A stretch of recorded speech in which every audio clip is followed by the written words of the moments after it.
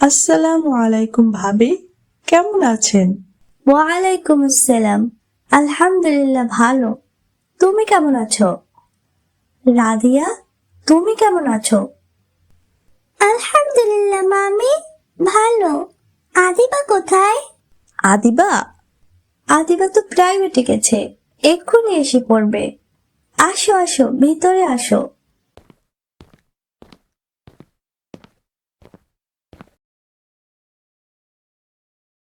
ফুফু এসেছে। ফুফু, কখন এলে? এই তো মা, কিছুক্ষণ আগেই। ভালো আছো তুমি? আলহামদুলিল্লাহ ফুফু, ভালো আছি। দেখেছো রাদিয়া, আল্লাহ কত সুন্দর দুনিয়া বানিয়েছে। তোমাদের মহল্লাটা খুব সুন্দর। হঠাৎ খেলতে খেলতে রাদিয়া দেখে একটা গাছের নিচে ছোট্ট এক চড়ুই পাখি মাটিতে পড়ে আছে। দেখো আদিবা, এই পাখিটা উঠছে না, কি বোকা। ওকে একটা লাঠি দিয়ে আঘাত করি, দেখবে উঠে দৌড়ে পালাবে।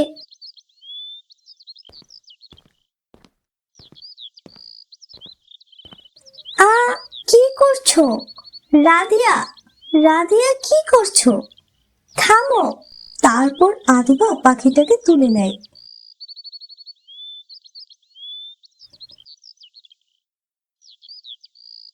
যে দয়া করে, আল্লাহ তার উপর দয়া করেন। তারা পাখিটাকে বাসায় নিয়ে যায়। ও কি খুব অসুস্থ? ও কি খুবই ব্যথা পেয়েছে? জানো, আল্লাহ সব প্রাণীদের ভালোবাসেন। এই পাখিটাও আল্লাহর সৃষ্টি। ও খুবই ব্যথা পেয়েছে, কিন্তু আমরা চাইলে ওকে সাহায্য করতে পারি। এই কথা শুনে রাদিয়ার মন একটু নরম হলো। তারপর রাদিয়া নিজ হাতে পাখিটাকে খাওয়ায়। কয়েকদিনের ভিতরে পাখিটা সুস্থ হয়ে যায়। দেখো, ও কি সুন্দর উড়ছে। আল্লাহর রহমতে ও এখন সুস্থ। চলো, আমরা ওকে ছেড়ে দিয়ে আসি। ওর জন্য খুবই মায়া হচ্ছে আমার। ওকে কি আমি রেখে দিতে পারি না, আমার বন্ধু হিসাবে? ঠিক বলেছ, ওর জন্য খুবই মায়া হয়, কিন্তু ও তো খাঁচায় বন্ধ হয়ে থাকার না। ও তো আকাশে উড়ে বেড়াইতে ভালোবাসে। তারপর তারা পাখিটাকে ছেড়ে দিতে যায়।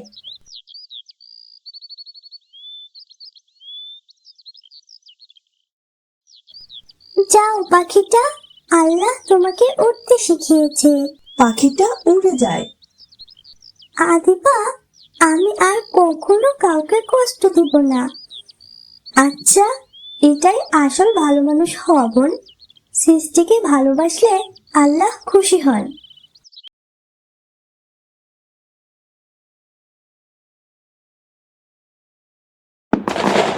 কাল ঈদ, তাই আজ মহল্লার সব বাচ্চারা ঈদের চাঁদ দেখতে ব্যস্ত। সবাই অনেক আনন্দ উল্লাস করছে।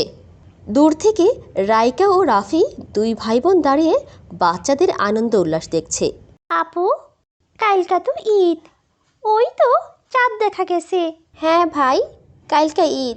আপু, ঈদের দিন সকালে রায়হান ও রাফি তো নতুন জামা পরে ওদের বাবার সাথে ঈদের নামাজ পড়তে যাবে। আমার তো বাবাও নেই, নতুন জামাও নেই, আমি কি করব? শোন ভাই, আমাদের বাবাকে তো আল্লাহ নিয়ে গেছে। আর নতুন জামা লাগবে না ভাই। তোর যা আছে তাই পরে যাবি ঈদের নামাজ পড়তে। চল ভাই, বাড়িতে যাই, মা হয়তো চিন্তা করছে।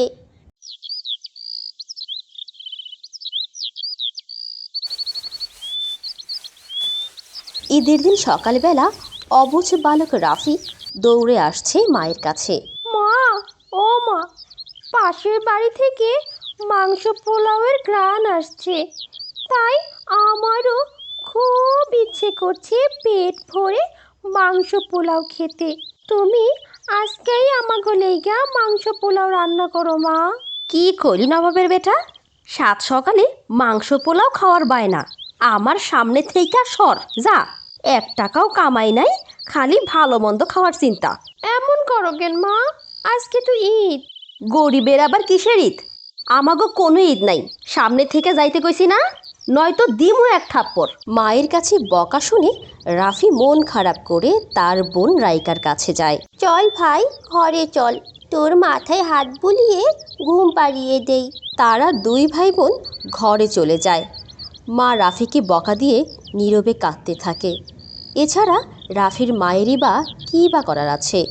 কেঁদে কেঁদে বলতে থাকে, আমি কেমন মা হইলাম, পোলা মাইয়া দুইটারে ভালো মন্দ খাওয়া তো দূরের কথা, একটা ভালো জামাও দিতে পারলাম না। কত বাড়ি বাড়ি যাইয়া সাহায্য চাইলাম, কেউ তো একটু সাহায্যও করলো না।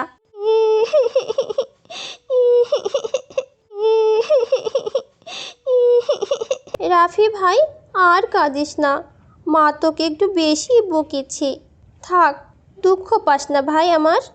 আমি তোকে রূপকথার গল্প শোনাই, তাহলে তোর মনটা ভালো হয়ে যাবে। তারপর রাইকা রূপকথার পরীদের গল্প শোনাতে লাগলো। এর কিছুক্ষণের মধ্যেই রাফি ঘুমিয়ে পড়ল। তারপর সে ঘুমন্ত অবস্থায় স্বপ্নের মধ্যেই পরীর দেশে চলে গেল।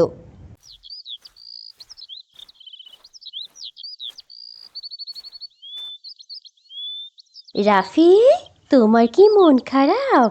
তোমার মা তোমাকে খুব বকেছে, তুমি কিছুই খাওনি, আর ঈদে তোমাকে কোনো নতুন জামাও কিনে দেয়নি। হ্যাঁ, কিন্তু তুমি এত কিছু জানো আমার সম্পর্কে? হ্যাঁ, জানি আমি। একটা নতুন জামা দেব, তুমি কি নিবে? নতুন জামা? হ্যাঁ, নিব নতুন জামা, কিন্তু আমার আপুকেও একটা দিতে হবে। আচ্ছা, ঠিক আছে, তোমার আপুকেও দিব। সত্যি বলছো পরিবন্ধু? এদিকে রাইকা খেয়াল করলো তার ছোট ভাই মিটমিটিয়ে হাসছে। রাফি, এই রাফি, তুই এভাবে হাসছিস কেন? নতুন জামা পরি। আপু, তুমি দিলে তো স্বপ্নটা ভেঙে। ঠিক তখনই আয়শা ও আদিবা এসে তাদেরকে ডাকতে থাকে। রাইকা, রাইকা, রাফি, তোমরা কোথায়? তখন রাইকার মা সেখানে চলে আসে।